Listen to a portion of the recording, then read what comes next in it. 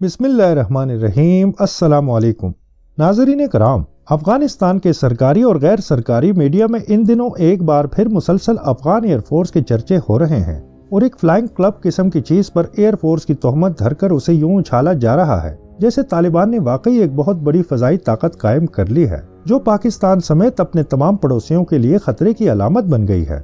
हो सकता है ऐसी बातों से सादा दिल अफ़गान खुश हो जाएं और अपनी फ़ज़ाइया से बहुत सारी तवक्कुआत वाबस्ता कर लें, लेकिन सच्चाई को ज़्यादा देर तक छुपाया नहीं जा सकता।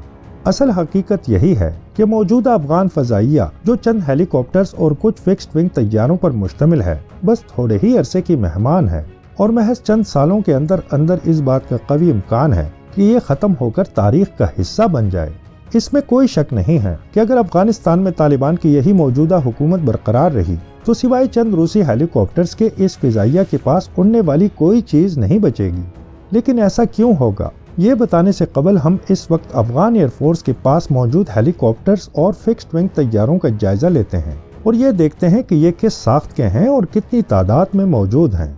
फिक्स्ड विंग तैयारों में ब्राज़ीली साख्ता A-29 सुपर टोकानो से आगाज़ किया जाए तो ये तैयारा तालिबान की फ़ज़ाइया के पास 4 की तादाद में मौजूद है। A-29 सुपर टोकानो एक लाइट अटैक एयरक्राफ्ट है जिसे ज़मीनी अफवाज की मदद के लिए डिज़ाइन किया गया है। इसके बाद अमरीकी साख्ता सेजना 208 कारवान है।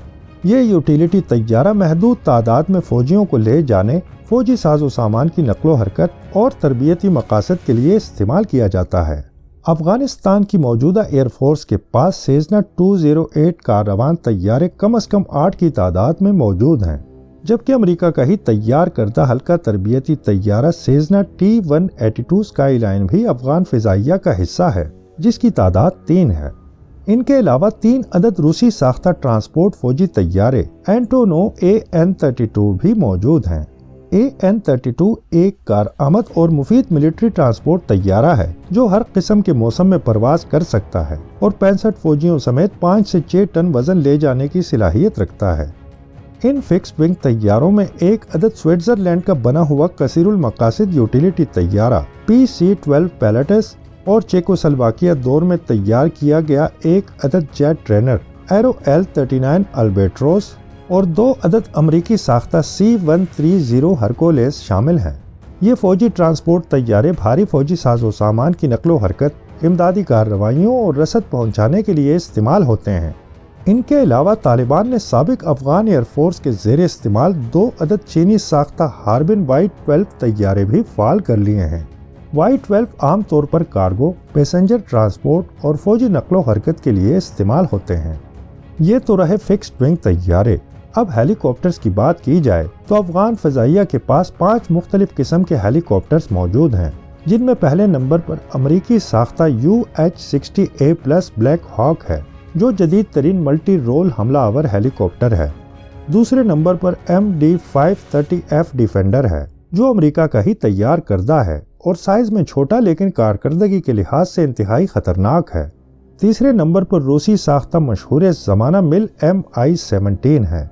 ये यूटिलिटी हेलीकॉप्टर है जो ट्रांसपोर्ट और मुसल्लह हमला आवर मशीन का किरदार अदा करता है। चौथे नंबर पर रूस का ही बनाया गया मिल Mi-24 है जिसके एक्सपोर्ट वर्जन मिल Mi-25 और मिल Mi-35 कहलाते हैं।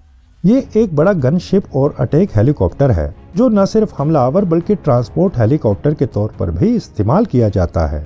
जबकि 5वें नंबर पर भारतीय साख्ता चीतल लाइट यूटिलिटी हेलीकॉप्टर है जो ज़्यादातर सर्च एंड रेस्क्यू और पहाड़ी इलाकों में हाई अल्टीट्यूड ऑपरेशंस के लिए इस्तेमाल होता है।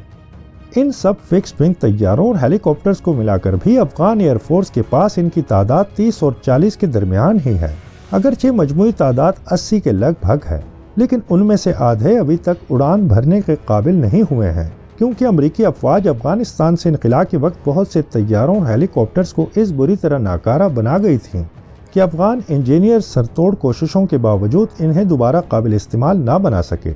अगरचे कई हेलीकॉप्टर्स को उन्होंने मुरम्मत के बाद ऑपरेशनल बना लिया है। अब असल बात की तरफ आते हैं कि ये जो 30 या 40 के करीब फिक्स्ड विंग तैयारे और हेलीकॉप्टर्स अफगानिस्तान के पास मौजूद हैं, ये बहुत जल्द नाकारा क्यों होने वाले हैं। अफगान मीडिया चाहे जितने भी बड़े बड़े दावे कर ले, حقیقت یہ ہے کہ جدید جنگی ایوییشن صرف طیاروں کا نام نہیں بلکہ ٹریننگ، ٹیکنالوجی اور لاجسٹکس کا ایک پیچیدہ نظام ہے جسے برقرار رکھنا بہت ہی مشکل ہے۔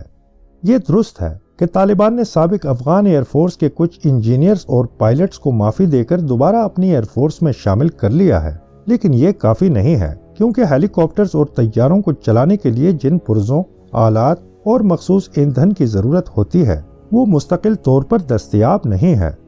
2001 کے بعد امریکی اور نیٹو افواج کے انجینئرز اور تکنیکی ماہرین نے نئی افغان فضائیہ کھڑی کرنے کے بعد اس بات کا خاص اہتمام کیا تھا کہ مقامی سطح پر نئے پائلٹس اور ٹیکنیشنز کی تربیت کا سلسلہ برقرار رہے۔ نئی افغان فضائیہ کے 160 سے زائد طیاروں اور ہیلی کاپٹرز کے لیے نہ صرف ضروری پرزاجات کی فراہمی بلا رکاوٹ جاری تھی بلکہ امریکی ماہرین مقامی افغان پائلٹس کو جدید دور کے تقاضوں کے مطابق ٹریننگ اور فضائی ایمونیشن کے استعمال کے طریقہ کار سے آگاہی بھی فراہم کر رہے تھے، جس کی وجہ سے امکان تھا کہ افغان ایئر فورس بہت جلد خطے کی ایک جدید اور قابل قدر قوت بن جائے گی۔ لیکن 2021 میں منظرنامہ مکمل طور پر تبدیل ہو گیا۔ طالبان کے اقتدار پر قبضہ کرتے ہی اس ابھرتی ہوئی ایئر فورس کا شیرازہ بکھر گیا۔ 64 سے زیادہ طیارے اور ہیلی کاپٹرز ملک سے فرار ہو کر ازبکستان اور تاجکستان پہنچ گئے اور زیادہ تر امریکیوں نے ناقابل استعمال بنا دیے، جبکہ پائلٹس، انجینئرز اور ٹیکنیشنز کی ایک بڑی تعداد بھی افغانستان سے فرار ہو گئی۔ جو 80 کے قریب طیارے اور ہیلی کاپٹرز افغانستان میں رہ گئے ان میں سے 30-40 کو فعال کر کے ایک نئی ایئر فورس تو کھڑی کر لی گئی، لیکن اب لگ رہا ہے کہ یہ بھی فارغ ہونے والی ہے۔ اس کی پہلی وجہ یہ ہے کہ امریکی طیارے اور ہیلی کاپٹرز جدید اور پیچیدہ ٹیکنالوجی پر مبنی ہوتے ہیں جنہیں برقرار رکھنے کے لیے مخصوص پرزوں اور سافٹ ویئر اپڈیٹس کی ضرورت ہوتی ہے۔ اس لیے جیسے جیسے یہ پرزے خراب ہوں گے، نئے پرزے دستیاب نہ ہونے کے باعث انہیں چلانا مشکل تر ہوتا چلا جائے گا۔ ان کو اڑانے کے لیے ایک مکمل لاجسٹک نیٹ ورک درکار ہوتا ہے جو طالبان کے پاس نہیں ہے، اس لیے ان کا طویل مدتی استعمال ممکن نہیں ہوگا۔ دوسرے یہ کہ افغانستان کے پاس اب بھی تکنیکی ماہرین اور تربیت یافتہ افراد کی کمی ہے، اور سابق افغان فضائیہ کے جن ماہرین کو دوبارہ اپنے ساتھ شامل کیا گیا ہے وہ تعداد میں بہت ہی کم ہے، اور ان کے پاس نیٹو اور امریکی افواج کی طرف وہ سہولیات بھی موجود نہیں ہیں جن سے مدد لے کر وہ نئے تربیت یافتہ افراد کی کھیپ تیار کر سکیں۔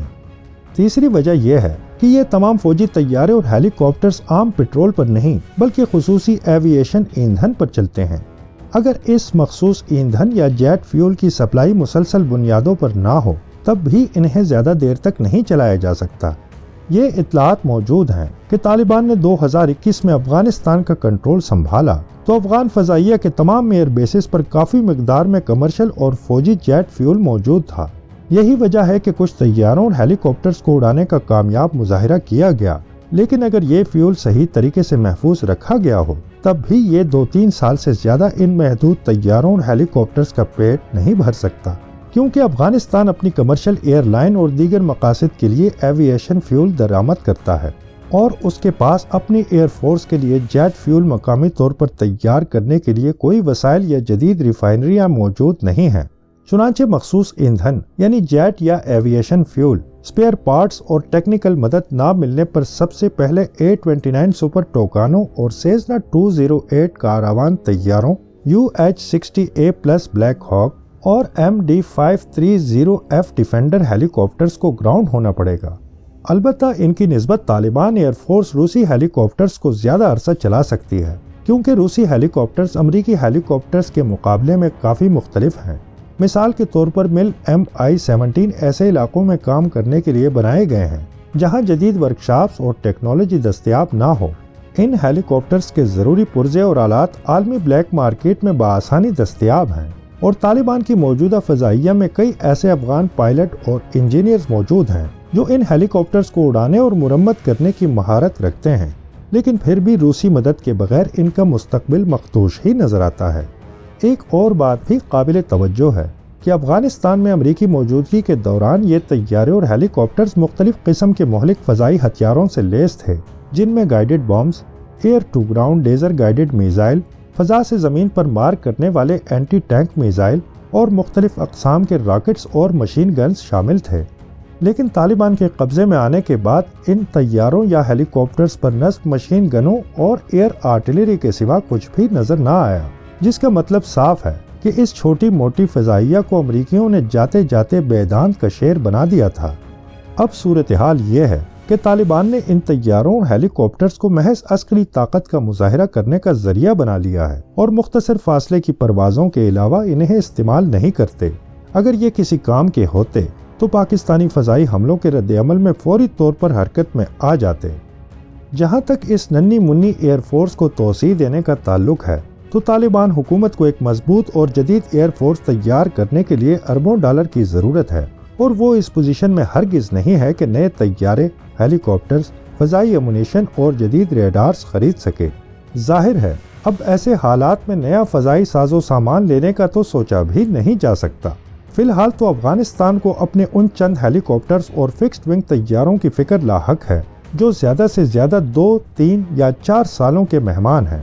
لہٰذا کہا جا سکتا ہے کہ جب تک افغانستان کی موجودہ حکومت کو عالمی سطح پر تسلیم نہیں کیا جاتا اور افغان حکومت بین الاقوامی سطح پر اقتصادی اور فوجی روابط قائم نہیں کرتی، اس کا اپنی ایئر فورس کو مضبوط کرنے کا خواب کبھی بھی پورا نہیں ہو سکتا۔ زمینی حقائق تو یہی بتا رہے ہیں کہ اس موجودہ افغان فضائی طاقت کو ایئر فورس کسی بھی طور پر نہیں کہا جا سکتا۔